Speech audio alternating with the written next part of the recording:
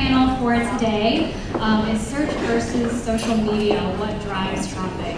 And we touched in the last panel about advertising versus being present on online communities, whether that's having a Twitter, a Facebook fan page, a style profile, any of those things. And so we've gathered sort of the experts in each of their fields to kind of talk about what works for the brands they work with and what they have to offer, being either driving traffic or being a community.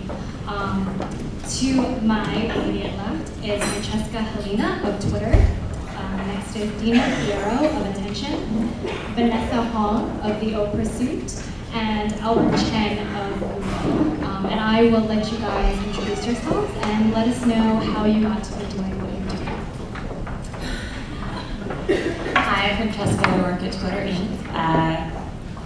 I don't know how far back you want me to go, but I started working at Twitter right out of grad school, got my MBA, and moved out to San Francisco. So I've been there since the fall of 2009. We've grown exponentially since then, so I've done a few different things while I'm there.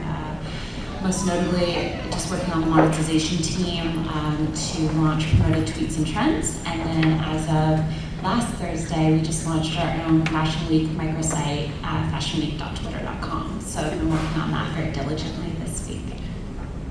Hey everyone, I'm Dina Fierro. I see lots of familiar faces in the room, so I'm sure that some of you may know me already. I actually started my career in social media as a blogger, and I still have a blog. It's called I4Style, so hopefully you're following me on Twitter at I4Style. And I also lead the fashion and beauty practice at Attention, which is a social media firm here in New York.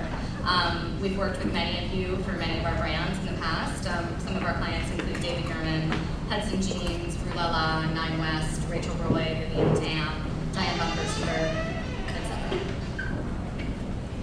Hi, my name is Vanessa Hong, and I'm the founder of The O Pursuit. I'm from Vancouver, BC, Canada. Is anyone else here from Canada? Woo! Okay, I thought I was going to be the only one, but I'm glad two other people are from Canada. And, okay, so I started my blog about a year and a half ago as a hobby. Liz mentioned on the last panel that she started hers as a hobby.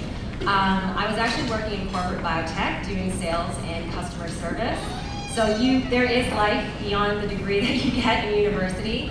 And yeah, I'm just so honored to be here today to speak on this panel, because I think what we'll be discussing is it's going to be really great, and it's great to open the dialogue with all of you. Hi, I'm Al Chen, and I'm from Michigan here. So I'm from Michigan originally. I went to NYU, just right around here in the corner. I went to start school of business and finance and marketing. After graduation, I moved out to the Bay Area. I started working at Google right out of college. I actually started in the finance department, internal finance, so like doing campaign and all that fun stuff. But just recently moved to the sales side of the organization, and I worked on our traditional TV ad sales team, selling TV ads to small and big advertisers. So if you're selling or getting on TV on over 98 networks and 40 million users, contact me, albert@google.com. Okay, I wanted to throw this question first to Dina. With social media now thrown into the mix, it's important for brands to be part of the conversation, and that doesn't always take place on their website. Consider all the people that talk about them and with them via Twitter, via Facebook, via any community pages they have on style sites like Chictopia. So the question is then, as you are working with brands and sort of coming up with a strategy, how important is it for you to emphasize being part of a conversation or driving traffic? Well, I think that ultimately it always depends on the brand's objectives, and different brands have different objectives, and for different initiatives, the same brand may have different objectives. We're lucky in that many of the brands we work with are really smart and social, and they do understand that, well, ultimately we're marketers, so as marketers, it's our job to drive traffic, it's our job to drive conversion, and to drive sales ultimately. They see that it's not always a direct path, and that engagement is often the best way to kind of manage relationships with their consumers, with aspirational consumers, to drive buzz and awareness about their brand.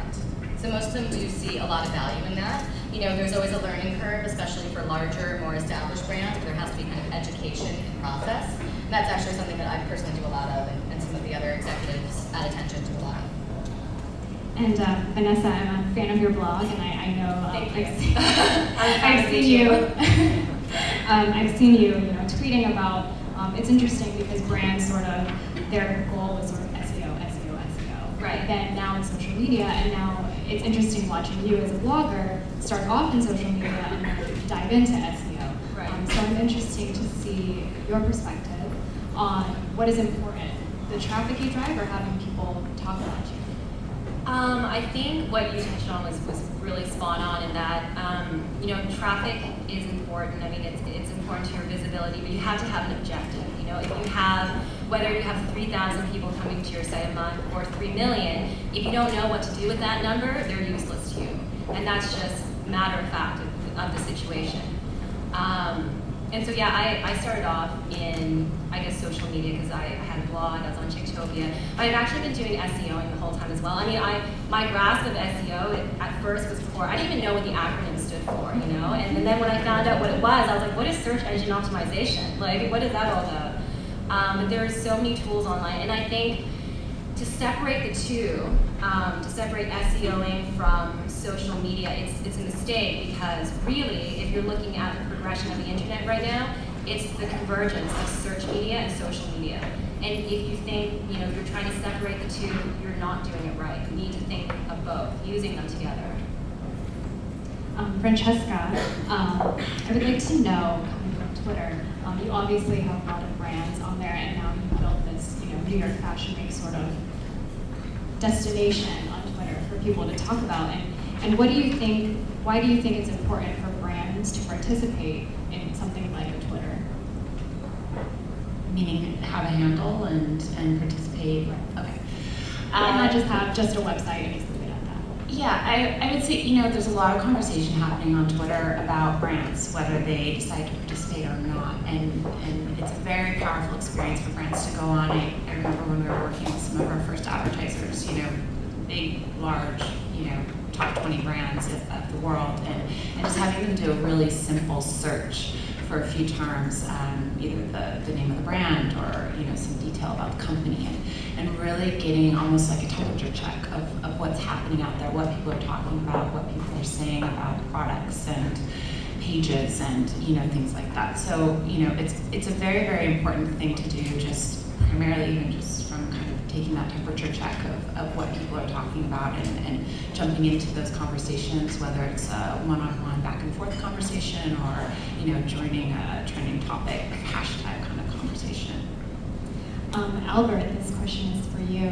I read this article, it was actually out yesterday, so I don't know if you had a chance to read it, but it was talking about driving traffic to, it was the anniversary of some molecule, and clicking on the Google ad went to searches for that, and it turned out to be a toy was the top search. And that actually drew 250,000 units of sales for them in that day. So obviously, having high page rank on Google is very important for a brand. I'm interested to hear from you, from your perspective. We talk about how many fans do you have on Facebook, how many followers do you have on Twitter, but why is it important to be on page one of Google, and why is that presence important as well? Right. Yeah, so I think it was actually like a molecule that was original. It spawned a toy or something like that. But yeah, so being the first link on Google search results is like one of the most coveted positions on the search page. We have engineers dedicated to perfecting the algorithm to make sure that with relevancy and the links on your website, that you are the most relevant website and link on Google.com when someone searches for clothes or shoes. So yeah, I mean, it's important, but at the same time, it's like some people actually don't want to be number one or number two, like advertisement on Google.com.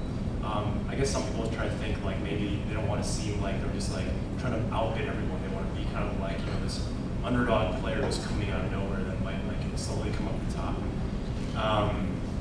But yeah, I think in regards to the second part of the question, the social media aspect is, everyone is so focused on, CPC, cost per click, impressions, conversion rates, bounce rates, all these kind of like currencies that the SEO companies deal with.